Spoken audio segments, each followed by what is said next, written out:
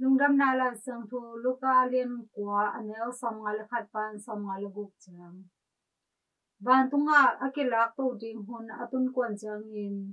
Yesu in Jerusalem kwa lamano in apai hi amaya kamtai te apai sak hi amau te payu a Yesu a ding mun bol khol ding in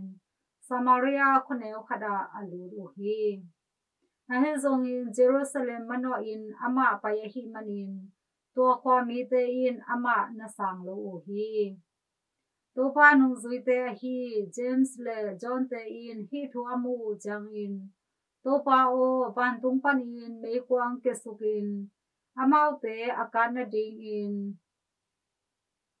samle ung no oi hiam chi in adung u hi